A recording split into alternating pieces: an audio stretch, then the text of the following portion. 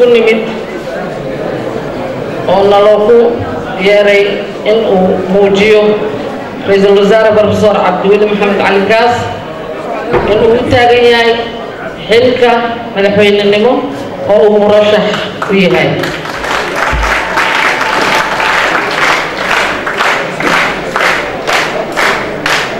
taariikhdu dadkay bartaa dunida waayaheeda ninna ma doonto ninna ma dayso runtay dacal ku haysa.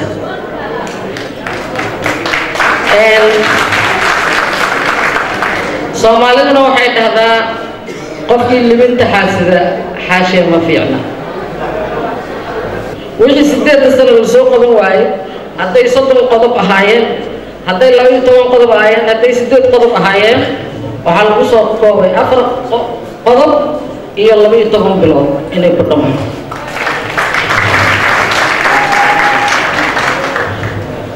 oo aan dhinacna looga bixi karin. marka wuxuu bareeray horta wax maalin iyo bilbil iyo loo xisaabayo ayuu bareeray inuu soo waqtiyeeyo marka hawl kasta iyo waqtigii lagu qabanayo road map loo soo diyaariyo. road mapkii la dejiyay ayaa kolba heer soo maray.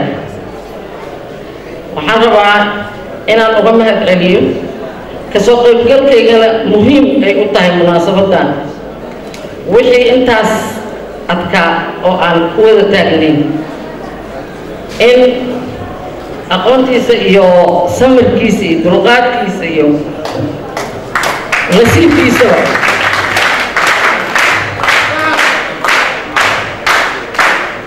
uu siiyey in xukuumaddii ay waqtigii ku dhamayso. maanta waxaan joognaa in xildhibaanadii la soo